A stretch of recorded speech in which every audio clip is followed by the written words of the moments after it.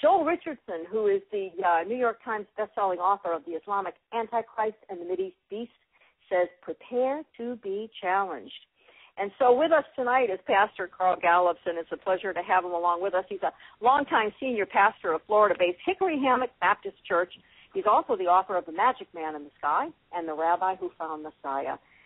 He's got a lot of bullet points to his curriculum vitae. I won't go through all of them because I want to get him on and get him on now. So, Pastor Gallups, welcome to the program. Nice to have you with us tonight. Andrea, thank you so much. It's an honor to be with you tonight. Looking forward to this. Well, thank you, sir. The honor is ours, and we're looking forward to it, too. Final warning. This is the book. I have to ask you, what inspired you to write about the seven trumpets of the book of Revelation?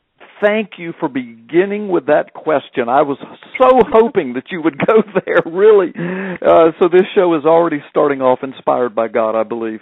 Listen, Andrea, let me explain. I was a Florida law enforcement officer for 10 years prior to God calling me into the ministry, and I've been in the ministry now for 30 years, been the senior pastor for 28 years in one church, Hickory Hammock Baptist Church here on the Gulf Coast, and God has just blessed me, been all over the world through the ministry of that church. And so what's in this book is an accumulation of 25 years of research and study and preaching and teaching and peer review and tweaking and looking and researching again, and then watching things unfold in the news and current events and comparing them to scriptures and researching key words, clues, coded words. And by coded, I don't mean in some Bible code mysterious way. I mean in the plain text words where the Bible says, and the name of this was, and the name of this is.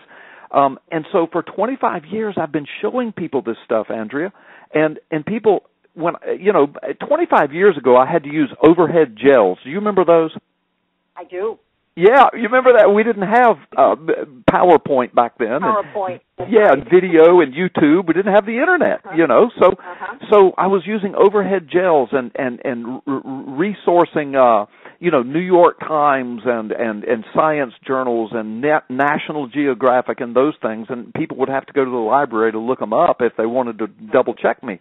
And people were just amazed. They said, how can this be? This is either some of the biggest coincidences in human history and in biblical understanding, or it's exacting prophecy being fulfilled before our eyes. And I kept showing people this, and then as time went by, more and more of it unfolded, and I kept adding this to my my preaching and teaching and showing people, and people were clamoring for years, you've got to write this down, you've got to put it in a book. Well, as the years went on, of course, the advent of the Internet and the ability to research everything to the nth degree, and then to check and double check and redouble check and to communicate with people all over the world, I've been able to really put together an astounding collection of evidence.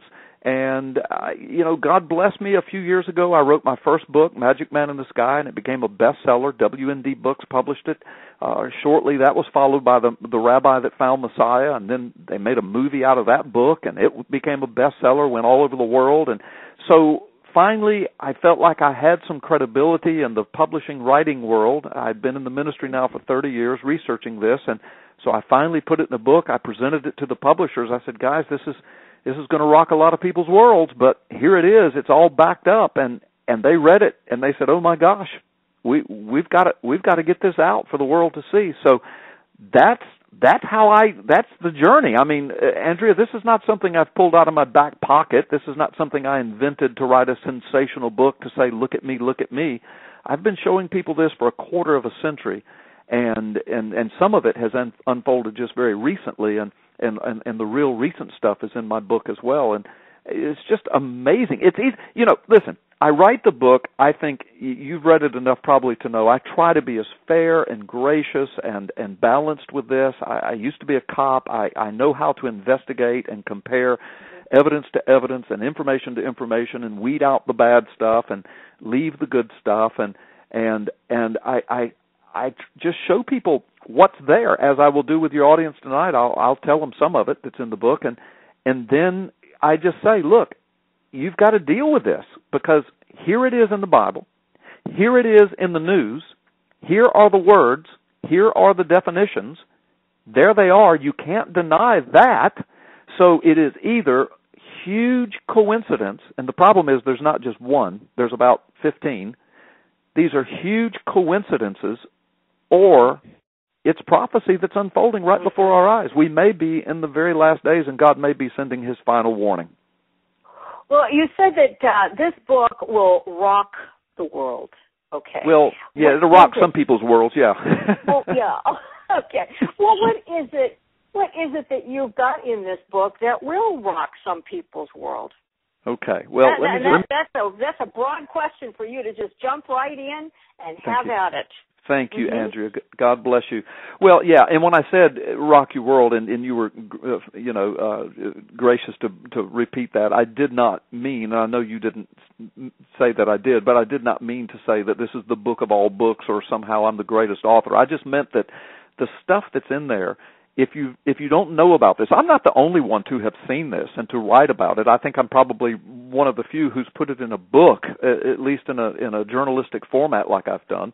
But there are people on the internet that have seen this stuff and have been following it for years, and I've been comparing some of my notes to theirs over the years. But when I said rock your world, if you don't know, if your audience doesn't know what I'm getting ready to share here tonight, they're going to scratch their heads, and hopefully they'll, buy the book and research it and follow back behind my resources and check me out. But let me give some examples. I can give several examples, and then I'll, you ask me anything you want to ask me. But for example, in the book of Revelation, which I've been preaching, teaching, studying, I have a master's degree from New Orleans Seminary, and I'm on the board of regents at the University of Mobile, so around academians and theologians and professors for years and decades. But the book of Revelation I have really immersed myself in for years, and there are 3 sets of 7 that are very prominent: the 7 seals, the 7 trumpets, the 7-sealed scroll, the 7 trumpets, and then the 7 bowls of wrath. Well, amazingly, within those trumpet visions, there are key words, coded words that correspond with monumental events of our times. And not only do the words correspond, but the details of the visions correspond to the details of the events. I'll give you an example or 2 or 3. Okay. All right. Trumpet number 3. Are you there? I am. I'm listening. Okay. I am listening with rapt attention. Okay, I'm sorry. There was a delay, and then I heard you 2 or 3 times there, so I thought I had lost you. But anyway, Andrea, my journey started, and I explained this in my book, when way back in 1986, 87, I was a young pastor in the pulpit, and I was preaching through the book of Revelation, and I was just getting to the trumpet visions, and trumpet number 3, it says that there was an event that happens, and it pollutes waters, and it kills lots of people. And John said, and the name of that event, the name of that thing was wormwood. Well, it had so happens that again, this is before internet, that I had just read in a major newspaper here on the Gulf Coast, which was quoting an article from the New York Times, that people in Ukraine were on high alert because they knew that the Chernobyl nuclear disaster that had just happened and had killed many people and had polluted and was polluting the soil and the waters, and Chernobyl had to be evacuated, 200,000 people, and now we know millions of people have been radiation poisoned and thousands upon thousands have died. Chernobyl to this day is still the number 1 most polluted place in the world. It's 10 times more disastrous than Fukushima, according to a scientific report just a few days ago that was released. It's scheduled to blow again. There's a sarcophagus built over it out of concrete. It was only supposed to last 20 years. Now it's been 24, 25, 26 years. National Geographic has run a big article on it. They're predicting that it's going to blow again with disastrous results. And the people in the Ukraine, way back then, when I was teaching through the book of Revelation, they said, in Ukrainian, the word in English, wormwood, translates Chernobyl. And I remember telling my congregation back then, Andrea, I said, this is astounding. I have no way of verifying this. I can't read Ukrainian. I don't know any Ukrainian speakers. I can't read a Ukrainian Bible. I don't have a Ukrainian dictionary, but the New York Times is reporting from Ukrainian speakers that wormwood is Chernobyl. And I said, and look at what happened in Chernobyl. And it had just happened back then. And I said, and of course back then we didn't know how devastating these effects would roll on for the next quarter of a century. And so the bottom line is I record all this in my book, but here's the deal. I resource in my book that as a matter of fact, the word wormwood does translate to Chernobyl and or in Ukrainian Polyn, P-O-L-Y-N. They are synonyms for each other. I have resourced in my book 2 Ukrainian ambassadors to the United Nations over an 11-year period, gave speeches at the UN. I've got these speeches resourced and quoted in my book, equating the word Chernobyl with wormwood and quoting the scriptures to Ukrainian ambassadors. I've got Ukrainian speakers, Ukrainian authors, Ukrainian language experts that all say the Chernobyl is wormwood. Well, when you look at the prophecy, it matches exactly what happened. And so there's one example. And there are others that are even more astounding than that. So this is what I mean by key coded words. Now think about this, Andrea. John is the author of the book of Revelation. He was on the island of Patmos over 2,000 years ago when he received this revelation from God. Now imagine with me for a moment. In fact, my book does this in the first chapter. I take you back to that island and put you in John's shoes. But think with me. You're living 2,000 years ago in the Roman Empire. You've been sentenced to hard labor on a prison camp island because you're a worshiper of Jesus Christ under the reign of the Emperor Domitian. I mean, people are still walking and riding camels and riding in carts and horses. And he is thrust into our lifetime, Andrea, and at least our lifetime and beyond. And he's shown the end of days. Now, how does a man who's riding camels, how does he describe nuclear bombs and nuclear plant facilities that explode? How does he describe interstate highways and airplanes and space shuttles and jet aircraft and tanks rolling across the desert and helicopters? And how does he describe this? I mean, he has no words for it. So he writes in highly symbolic language, but along the way and scattered throughout, apparently the Holy Spirit gives him key words, and I think they were coded in there for maybe our generation, Andrea, because there they are. I mean, he says, write this down, John. Here's what happens. There's an event. There's an explosion. There's something like a flaming torch. It poisons waters. It kills a bunch of people. It impacts the world to a large extent. It doesn't destroy the world, but it's a huge thing. It's what I call a 1/3 event. That number 1/3 is in there, and he says, now write this down, John, and I'm going to give you the name of it. The name of it is, and God gives it to him. I don't know if he gave it in Hebrew and it was written in Greek or if it was given in Greek, but it makes its way to the English translation. The name of it is wormwood. Now, if you're reading a Ukrainian Bible, Andrea, it says, write this down, John. The name of it is Chernobyl. I mean, that's just. Oh boy. I mean, that's it's just astounding. Yeah. Well, it is, except that we know God is capable, of course. He knows the past from the future from the past. He calls things that are not as though they are. He is the author of history. History, divide it in half, that's his story. It's all his story. So he tells John, listen, I'm giving you this revelation. Write it down. People will wonder and guess about it for 2,000 years. They'll come up with all kinds of fanciful interpretations. But the generation that sees it happen, they will know because I'm giving you the name of it. Now, you don't know about this yet, John. There's not a place called Chernobyl yet. There's not, in nuclear technology hasn't been invented yet, John. You don't know what this is, but I do, and I know it's coming, and I know what's going to happen, and it's going to happen shortly before, my son comes back. So write this down. The name of the event is Chernobyl, and so John wrote it down. 2,000 years later, there it is. Wow. And that's just one example. My book gives many examples like this. Well, what other prophecies align with what we see happening today? Yeah. Well, I'll give. I guess also let me just jump in here and say that we're talking about the 7 trumpets that are discussed in the Book of Revelation. So we need to tie that in too for folks who maybe haven't read. I can't believe that my listeners haven't read the Book of Revelation, but nevertheless, for those who might be listening and maybe haven't picked up the Bible and read the book, or maybe have talked about it, heard about it, read articles about it, but never really have delved into it in a biblical sense. So what other prophecies align with what we're seeing, and how does that tie in with the 7 trumpets?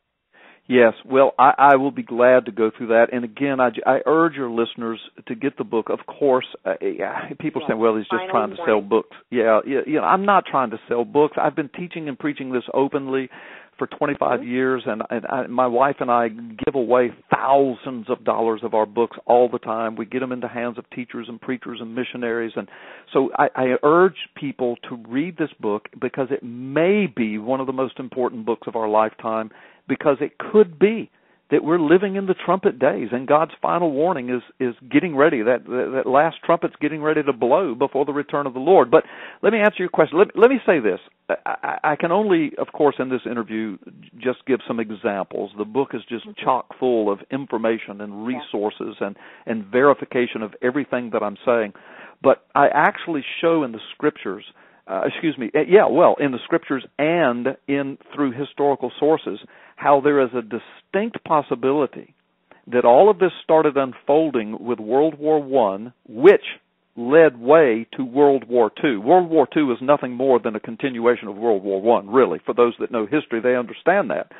And then World War II, the largest, most devastating war in human history. The only thing that's going to be bigger is World War III, World War II. And how did World War II end? It ended with a nuclear blast over Hiroshima, and it ended, and when it ended, nuclear technology was born. America was thrust into world superpower status. The American economy took off. We became the number 1 superpower. Then we were instrumental in helping, of all things, to rebirth the nation of Israel. That came out of World War II with America's input, which is a fulfillment of a 2,500-year-old prophecy, an end-time prophecy, Ezekiel 37 and Ezekiel 38 and 39 and other scriptures. And so all of that came out of that. We move forward through history, and we wind up into this explosion of Middle East, the rise of Islam, the first Gulf War. Saddam invades Kuwait. He sets 800 oil wells on fire. We go over. We take care of Iraq. The next thing you know, 9/11. Islam attacks us. Osama bin Laden says it's because we were in Saudi Arabia, we were in the Middle East, it's because of invading Iraq, and because of our supporting of Israel, and this whole world becomes Middle East-centric, Israeli-centric, Islamic-centric, and then now what's in the news continually all over the world, Islamic terrorism, the destruction of Israel, the coalition of nations lining up against her, Iran and Russia forming compacts, Arab Spring, the rise of ISIS.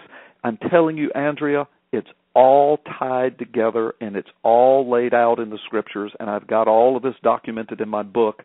But back to the trumpets, trumpet 3, the name of this incident, the Bible says, this warning to the world, this sign for the church, I believe. I'm not dogmatic about this, Andrew, but I'm saying I've made this case for 25 years, and I can't shake it. It's there. The word is there. Now we've got to deal with it. And there it is. Well, the trumpet number 4, right behind it. It seems a little obscure. It says, and then there'll come a time in the history of the world when a third of the sun, the moon, and the stars will be darkened. That's all it says. It says a third. In other words, there'll be a global dimming effect. A third less light will reach the earth. Well, I hope you're sitting down, Andrea. All of this is documented in my book. When I looked at that prophecy here in recent history, I thought, well, that hasn't happened. I mean, surely that hasn't happened. So I jumped on the internet. I feel like God led me to do this. I just entered the words global dimming in Google because that's what that prophecy seems to be saying, that there'll be a dimming effect. Somehow light will be cut off to the earth. Andrea, I'll tell you and your listeners, put in global dimming. You'll come up with NASA reports, NOVA reports, National Geographic reports, BBC reports. New York Times broke the scientific studies in 2004, 11 years ago. 2004, April 2004, New York Times broke the story, and the title of their story was, "The Earth has dimmed and darkened by as much as 37%, says Scientific Studies." And they went into the details of it, Andrea, and the first sentence says, "The last half of this century has caused the Earth to grow darker, literally, than ever before." And then it went on to talk about the scientific studies, get this, that originated in Israel. And they have charted and documented that the scientific fact that the Earth is receiving less light since 2004 than it has in all the years previously that they've been recording this. And they were astounded. The scientists said they thought something was wrong with their instruments. And so they started checking with other scientists around the world, and they were recording the same thing. And they said, go ahead. Did they give a reason why? What was the they're still grappling. Yeah, they're still grappling over the reasons. They think it could be pollution. They think it could be all the automobiles and the factories and they don't know. It could be atmospheric. It could be solar. It could be from cosmological. They're not quite sure. But the bottom line is, get this.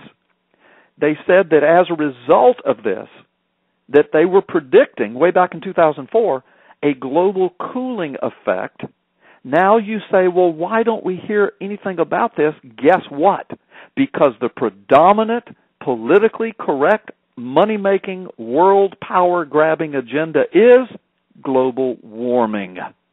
But what do we know from the headlines of the global warming, man-made global warming farce?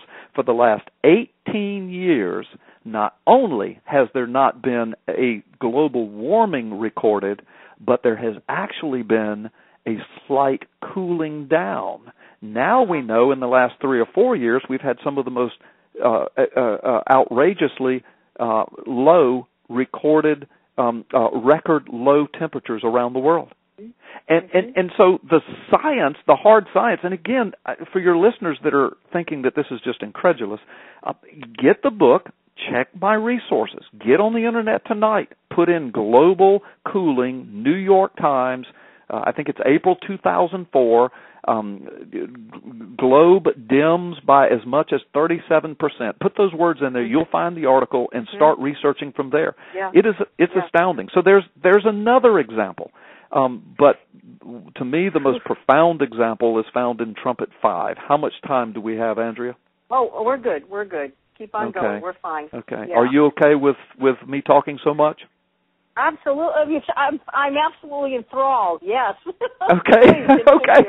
Well, I'll tell you this, and there's so much more, and I don't want to just go through the whole book tonight, but because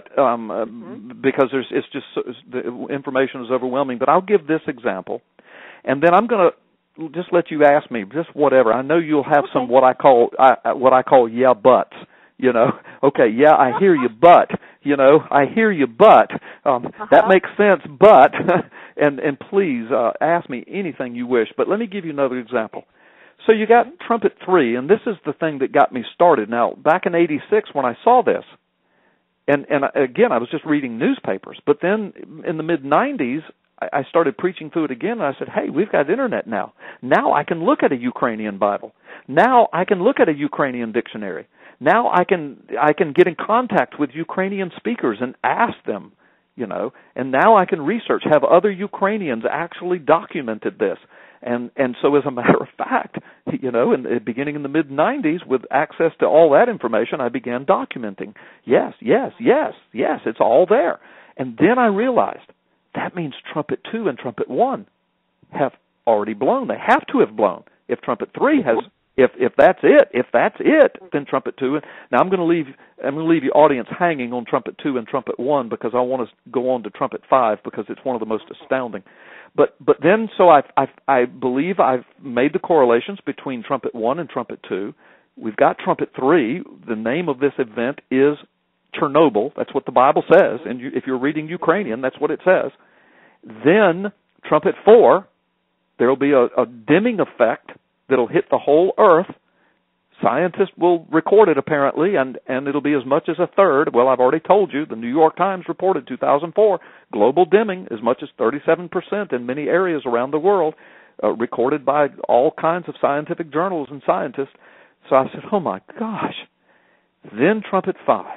Now, I'm going to have to paraphrase all this, but it goes something like this. It says, and the messenger or the angel that revealed this, trumpet 5, the abyss is opened, which means the bottomless pit. The word pit in Greek is fear, P-H-E-A-R, fear, and it means literally, the first definition of fear in Greek is a well, and it says, it literally says a bottomless kind of well will be opened and smoke and fire will come up out of it, and twice in this prophecy it mentions that a certain people, it doesn't say who, but it says they will be tormented for 5 months. It says this twice.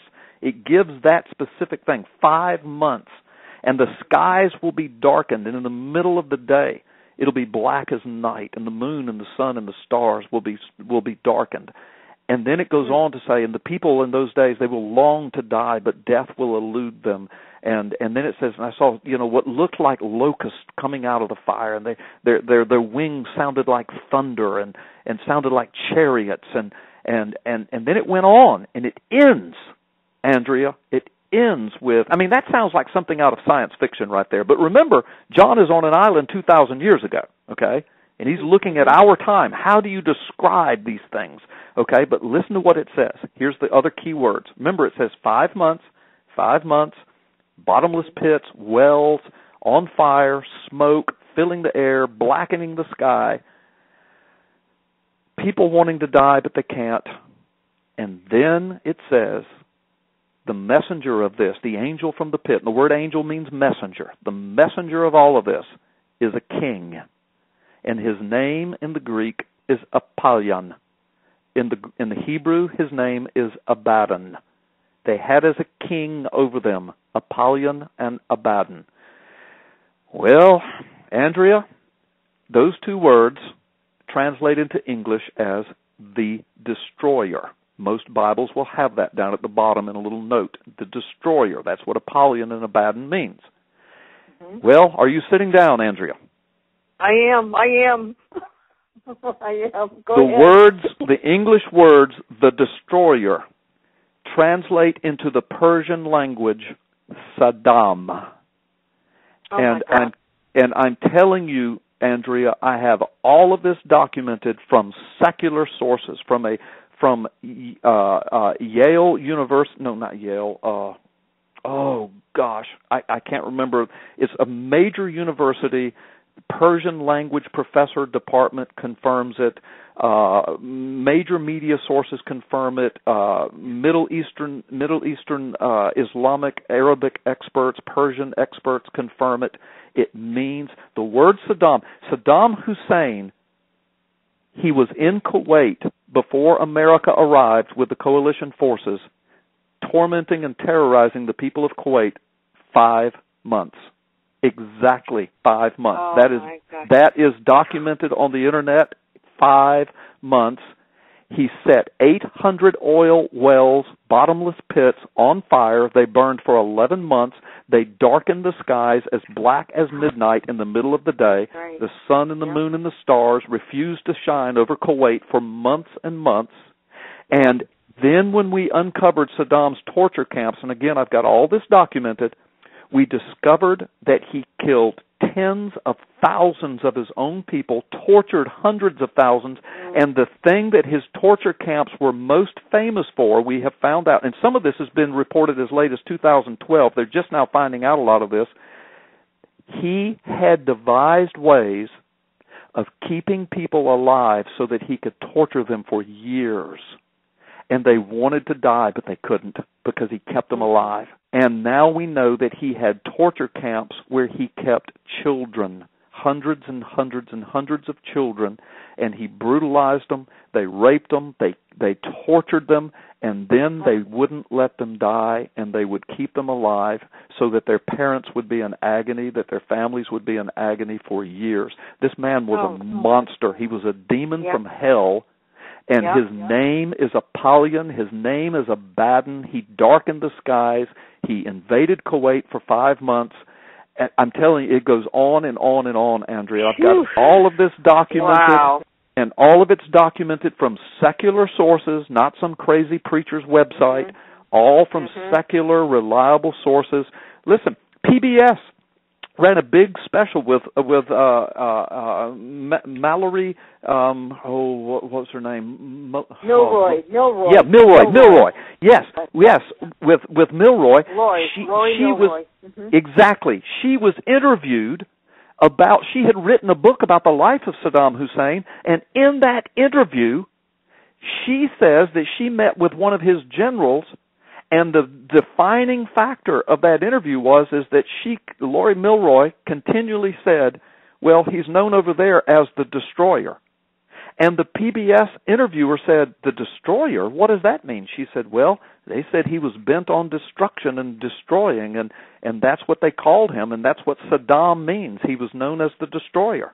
I mean, all of this is in my book. I'm not making this up. It's too incredible. When I do interviews, I'm talking to people, audiences over the radio, they're listening to this and they think it's some kind of science fiction or some kind of late night, UFO interview here.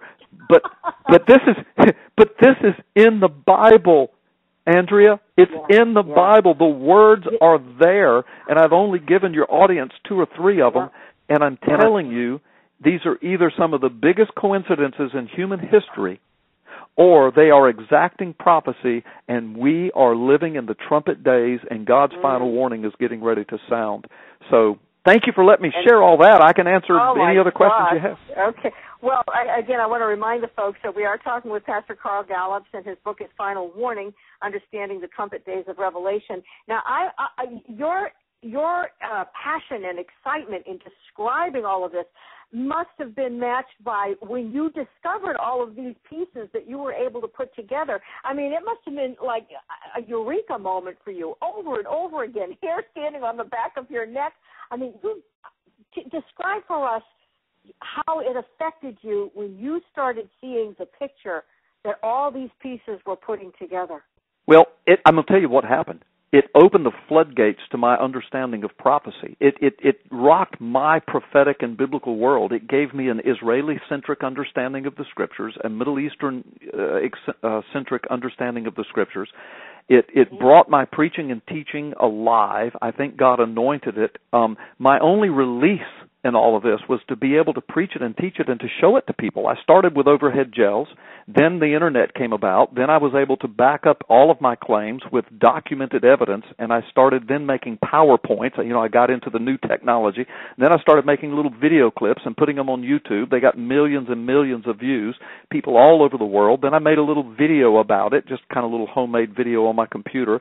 Tens of thousands of copies went around the world. People started asking if they could translate them into their languages, and I gave them away and told them, they wanted to pay me. I said, no, just do it. Get the word out. People all over the world have been seeing this. I've been wanting for years to put it in a book, but number one, I had never written a book before. Number two, I didn't have a major publisher. Number three, I thought people would think I was crazy, but my people, my folks that I've been pastoring, they've been hearing me teach this, and this is not the only thing that I teach. I teach the whole Word of God, but I do preach and teach prophecy, and whenever we go to Revelation, I talk about this, and they love it, and we've got CDs produced of my preaching and teaching on it. That was my only release, but as I said, yes, I'm passionate, I'm excited, because I'm still discovering stuff. I'm still watching this stuff unfold. As I said, I've only scratched the surface with you and your audience tonight. My book is chock full of more information. Right. But then I wrote The Magic Man in the Sky, and it became a bestseller, and then The Rabbi That Found Messiah became a bestseller, and then the movie, and next thing you know, I'm all over radio and TV, and then the Holy Spirit, I believe, spoke to my heart and said, okay, what are you waiting on? Now you can write the book. So I wrote the manuscript, and I gave it to my publishers thinking, they're going to think I'm crazy, you know, but they read it, and they called me back and said, we want to sign a contract with you. People need to read this. And I said, well, thank you. I really want people to see it. The way the book is written, Andrea, I don't cram this down anybody's throat. I don't demand that people believe it. I'm not jumping up and down saying, oh my gosh, this is it. But what I'm saying is, look, the words are there. They correspond to events in history. The details correspond. Deal with it. Deal with it. It's either a book full of coincidences or it's prophecy that's happening before our eyes, and God is warning us that time is getting short. Now, here's what I say to people who say, well, it's just coincidence. I say, well, why would God allow His word, His prophetic word, to be polluted by so much coincidence in these last days? I mean, He wouldn't.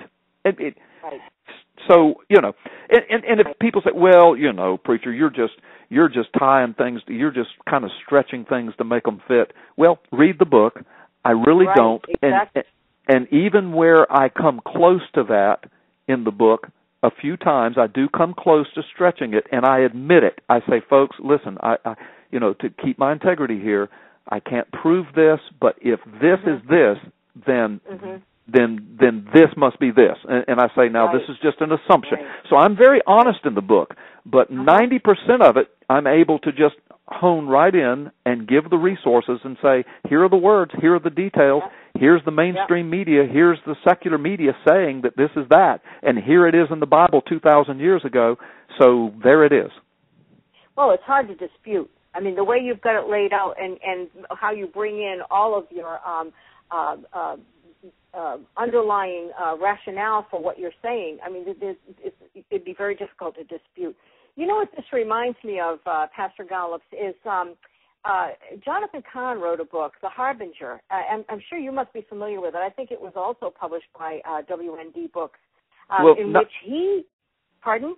No, I was just going to respond and say not only am I familiar with it, but when I wrote the book, The Rabbi That Found Messiah, Jonathan Cahn is in that book, and he's also in the movie with me. And so, yes, I've been to his home. I've been to his church. He's in the documentary movie with me. I know him. I know his book, and I know his work, yes.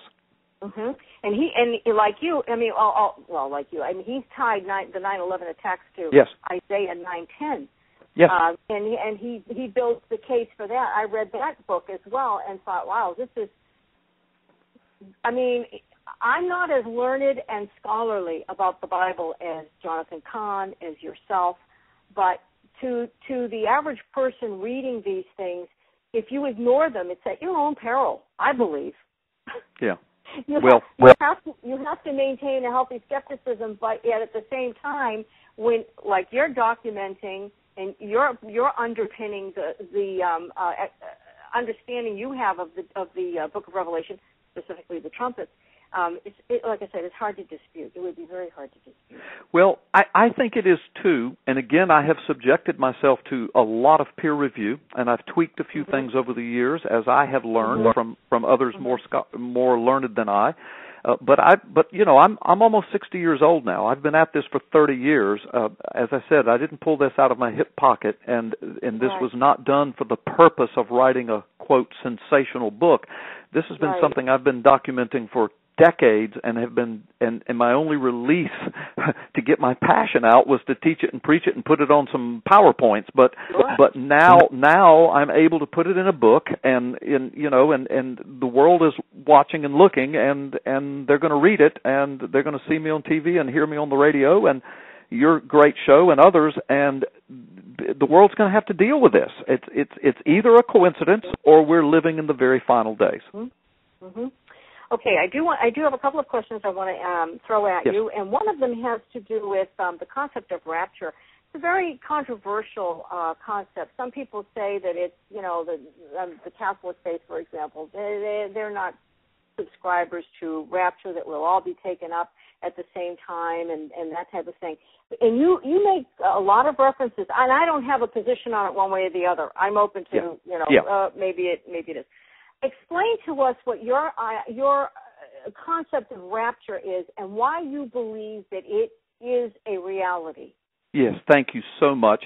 We could do a 2-hour show on this. Let me give my 5 to 10 minute answer, and then I know you might have more questions. But again, for your listeners that are well versed in this, please don't think that I'm purposely trying to oversimplify it, because I know this could literally be a 2-hour discussion. But let me start at the beginning and say that some people say that, well, the concept of the rapture is not in the Bible. The word rapture is not even in the Bible. And that is true. The English word rapture is not in the Bible. But the Greek has a different word there that was translated in the Latin Vulgate. When the Bible was translated into Latin, the Latin word, the word that we get the word rapture from, that word is in there for the Greek word harpazo, which means to be taken up, to take away, to be lifted out, to be snatched up or snatched away. And that word is in there. And of course, the Apostle Paul speaks of being snatched away. And of all things, he says, at the final trumpet, at the last trumpet, we will all be changed in the twinkling of an eye, with a loud command, a shout from heaven at the final trumpet. He says that in 1 Corinthians 15. In Thessalonians, he says, that we will be taken out up into the clouds. We will go up into the clouds with a shout and the sound of a trumpet. Jesus speaks in Matthew 24. He says, with a command from heaven and the sound of a trumpet, the Son of Man will send his angels to the four corners of the earth and gather his elect, from one end of the earth to the other. And so the picture, the imagery, the words are there. The word rapture is not, but the promise and the words are there. Now, here's the thing. I know that there are different eschatological scenarios for interpreting this, and I know some people get really, really defensive about it, and they say, well, the rapture is going to happen before the tribulation period, and that means it's going to happen before the trumpets blow. So Pastor Gallups is out of his mind because the trumpets happen after the rapture. And all I say about that is, listen, I'm going to tell you what Jesus said about it in a minute, but let me just say this. Be very careful. I want to say to everybody, I don't care where you are with your eschatology, remember, let us not make the mistake the Pharisees made. Jesus was standing right in front of them. Do we have time, Andrea? Yes, we do. We're fine. We'll keep on going. Yeah, we're good. Okay.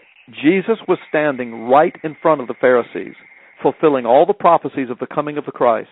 Not only did they reject him, but they couldn't see who he was. He chastised them. He said, you can't even discern the signs of the times.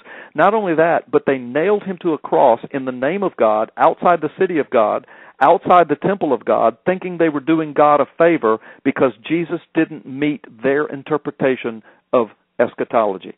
Now, that is scary.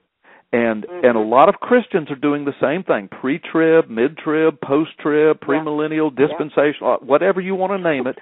Christians are fighting each other, putting all of this in a box and declaring that each one of them has it right. And I got news. We can't all have it right. Somebody's wrong. And it could be that we all are wrong a little bit. It could be. So I tell people, be very careful about being dogmatic about where you stand. Because here's the deal. You say the trumpets happen after the rapture? How do you explain wormwood? How do you explain Saddam? How do you explain oil wells on fire? How do you explain global dimming? How do you explain 5 months in Kuwait? How do you explain these things and everything else I've got outlined in the book? Be careful. Be careful. It could be that some of us are wrong about some of this stuff, and God's trying to show us. So Now let me get to what Jesus said, and this is where I come down, and it's just as simple as this. In Luke 17, Jesus is asked the question about the signs of the ends of time, etc., and he goes through all the details, but he ends it with this. he says, let me give you two illustrations. I'm paraphrasing. Jesus didn't use those words, but this is what he said. He said, let me give you two illustrations of how it will be. He said, just like it was in the days of Noah, people were eating and drinking and given in marriage, et cetera, right up until the day Noah went into the ark. And then the flood came and took them all away. But Noah and his family were saved. He says, it will be just like this at the coming of the Son of Man. He said, now let me give you another illustration. Just as Lot in his day was living in that horrendous condition, Sodom and Gomorrah, but the angels came and took Lot and his family out, and then God destroyed Sodom and Gomorrah. Jesus said, it will be just like that at the coming of the Son of Man. Twice, Jesus gives two examples from the Old Testament, and he says, it will be just like that, Andrea. He didn't say similar to. He didn't say kind of like. He didn't say you can use this as a loose comparison. He gave two examples, and he said, it will be just like that. All right, now, how was it? Well, the pattern is clear. And I've got all of this in my book with even more examples from the Bible. Here's the pattern. Jesus said, look at the days of Noah. You'll know how it's going to be. Look at the days of Lot. You'll know how it's going to be. Here's how it was. Noah and his family lived in the midst of the greatest tribulation the world had ever seen. The greatest horrors the world had ever seen up until Noah's day. It was so bad, God said that he would destroy everything that had breath. He was going to destroy the entire planet and start over with the only righteous ones left. Noah and his family lived in the midst of that, but yet they were under God's protection, Andrea. God protected them. Not a hair on their head was harmed. God protected them. But before God poured out his wrath, now see, his wrath was the flood. His wrath was when God took his baseball bat out of the closet and said, now I'm going to deal with these who have denied my name and have trashed my word and my promises and who have attacked my people. And God brought the flood, but guess what he did? Before he poured out his wrath, he took his people, Noah and his family, and he, quote, raptured them out. He lifted them above his wrath in the ark. As a matter of fact, when you get to the New Testament, Peter gives as an example in 1 Peter and 2 Peter, he gives the example of Noah and the ark as a picture of God's salvation of his people in the last days. Peter gives that example. So Jesus said it'll be just like that. Now think of the days of Lot. Lot and his family were living in Sodom and Gomorrah. Sodom and Gomorrah to this day is a picture, it's a metaphor for the wickedness of the entire world, and especially in the last days. And right now we're watching the Sodom and Gomorrah spirit sweep America. It's sweeping the world. We're watching it happen. It's sweeping our government. It's sweeping our military. It's sweeping our entertainment industry. It's coming into our churches and our denominations. It's going into the Supreme Court this summer. The spirit of Sodom and Gomorrah is sweeping the world again. And guess what the pattern was then? Lot and his family lived in the midst of it. They lived in such wickedness. Peter writes about that. He says Lot was vexed in his righteous heart because of the wickedness of the days in which he lived. But watch this. Before God poured out his wrath, which was the fire and brimstone from heaven, which burned and destroyed Sodom and Gomorrah, what did he do? He sent his angels to take his people out. And once he got Lot and his family out, then he brought down his wrath.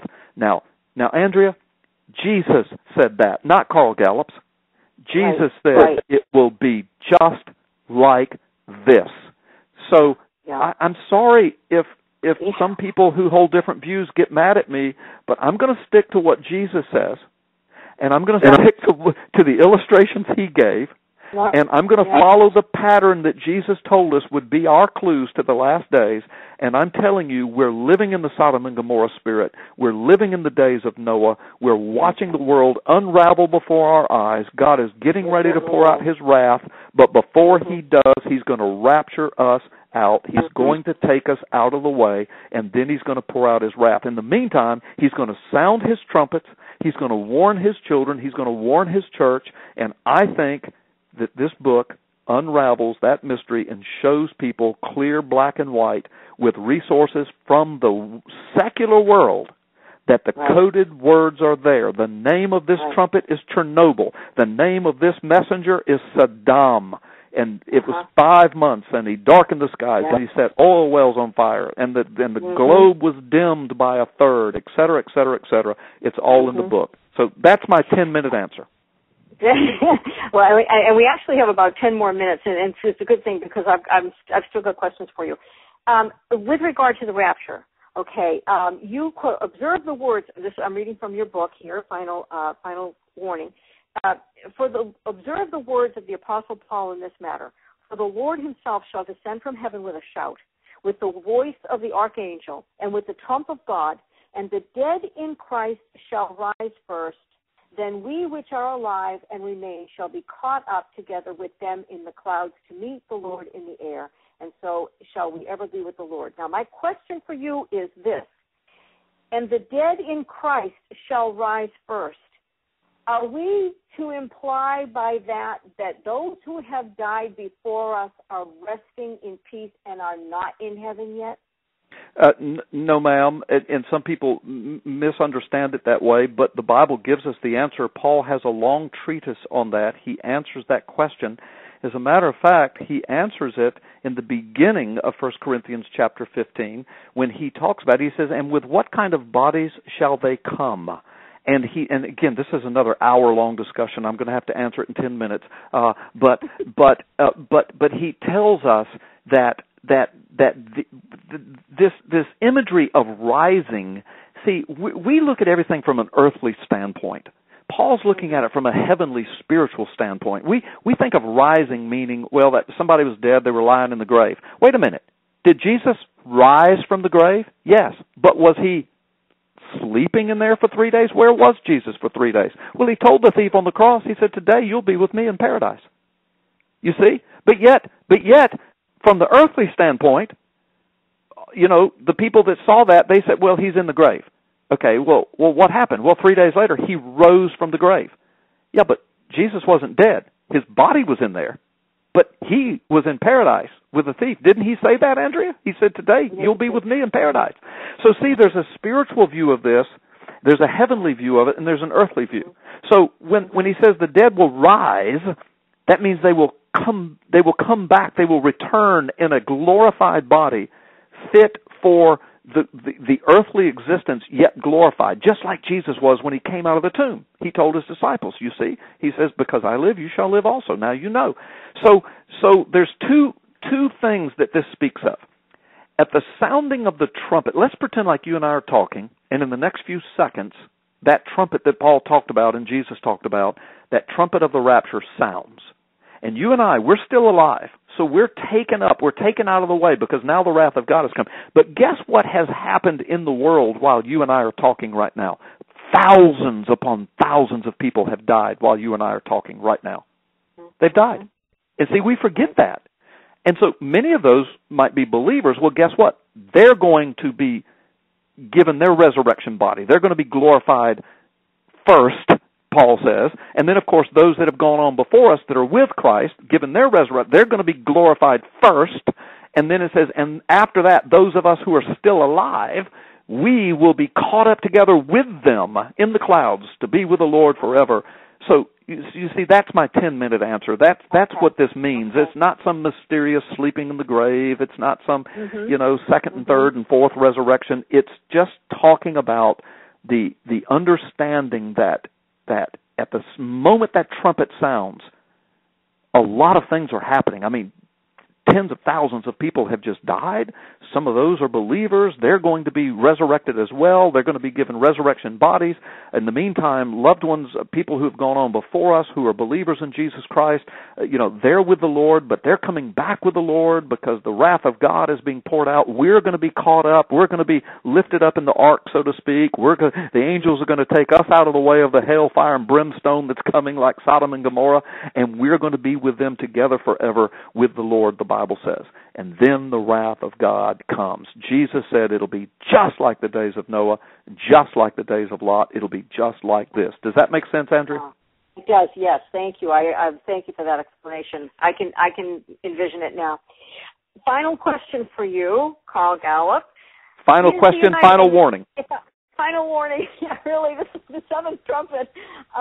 This is a question that so many people have on their minds. I've heard it over and over again. I myself have wondered about it as well. And I noticed that you have it on the back of the book as one of the questions, the back of final warning, and it is this. Is the United States mentioned in biblical prophecy? All right. How long do I have to answer that? You've got a good solid 10 minutes, maybe even 12. Okay. Well, let me give my 5-minute answer to that. Again, people do whole prophecy conferences centered around this topic, so I'm going to give my quick 5-minute answer.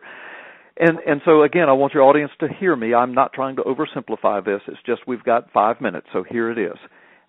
There are various theories, and people think that they see shades of hints of America. For example, I'll give you one that some prophecy people think that they see. In Revelation chapter 12, there's this overarching panoramic illustration of the attack of Satan against God's people and the nation of Israel, the woman that gives birth to the man-child. We know that's Jesus the Christ who will rule the nations with an iron scepter, et cetera, et cetera. But it goes on to say that the offspring of that woman, they were persecuted. The world tried to sweep them away. The serpent, the dragon, Satan tried to sweep them away in a torrent, but they were given the wings of a great eagle, and they were lifted off into the desert to be taken care of for times, and half a times. And so a lot of people say, what's the national symbol of the United States? A great eagle with its 2 wings outstretched. And guess what America did? It saved Israel in World War II and then protected the Jews and protected Israel. More Jews lived in the United States than lived anywhere else in the world for the longest and still live in the United States more than live in Israel, even now. And so there are some prophecy experts that think, well, that might be an allusion to America. Okay, but here's my quick little answer to this. Again, we could do an hour-long conference on this and all of the possible hints and allusions in the Scriptures to America. But here's the deal, Andrea. Here's how I see it. Whether or not America is specifically mentioned in the Scriptures or not, I'm not willing to be dogmatic about it, but I can say this. Without doubt, dogmatically, I will say, America has been used of God to bless the world and to bless Israel in these final days. America is the world's last, greatest, shining hope, earthly speaking, on the face of the earth. If the light of America goes out tomorrow, with all of our evils, with all of our wickedness, with all of our stupidity, we are still the only nation in the world to which millions of people beat our borders down illegally, if necessary, to get here, because we're the only place in the world where there is some chance of prosperity and hope and education and health care, if that's not ruined, and a chance for a future for them and their children. They're coming here by the millions. We're the only nation in the world that has to build fences to keep people out. The flood is so great. When the world is in trouble, the world always calls for America. We're the most benevolent nation on the face of the earth. With all of our stupidity and our evils and our wickedness, we still are a light. We're the only nation founded upon Judeo-Christian foundational principles from our founding fathers who wrote about it, who put it in our founding document. No other nation in the history of the world has been so strong and so prosperous as us, and we were undeniably used to bring Israel into existence, a 2,500-year-old prophecy, to protect Israel, to defend Israel, to prop up Israel so that it is a Middle Eastern superpower and a power to be reckoned with in the world. God has done this through America without denial. Whether or not America is mentioned in some allusion in the Bible is up for interpretation, but it's not up for interpretation that God has used us and is using us. And I tell people the day we turn our back on Israel is the day we're done. We've offered up 50 to 60 million little babies to the fires of Molech, and we've called it abortion and choice. We've institutionalized. We're getting ready to institutionalize the sin of Sodom and Gomorrah. We've celebrated. We fund it, we finance it, we declare that it's normal, and now we're turning our back on Israel. I'm telling you, we're in the last days. These are prophetic times. I think the trumpets are blowing, and I think we're living in the trumpet days. Yeah. Carl Gallups, thank you so much for your time tonight, for sharing with us the benefit of your wisdom and your research.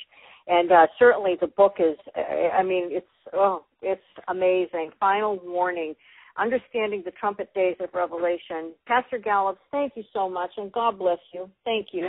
Andrea, I can't thank you enough for being so gracious and giving me such large segments of time to explain myself. I doubt if very few others in the future will give me the kind of graciousness you've given me. God bless you. Well, thank you, and I certainly hope that they do, because you have a message that needs to be told. So, thank you again, and again, the book is Final Warning, folks. Get the book; you'll benefit from it. Thank you again, Pastor Gallups. Thank you, Andrew. God bless you. God bless you too. All right. Wow. Wow, huh? Yeah. Beverly in Kentucky in the chat room. She's listening. She says, I'd love for this man to be my pastor. Absolutely. Boy, did he wrap it all up with a bow, didn't he? At the end, about a question, the answer to what about the United States? Where is the United States mentioned in biblical prophecy? I think I liked his answer. It's the best one I've heard so far. All right, tomorrow morning.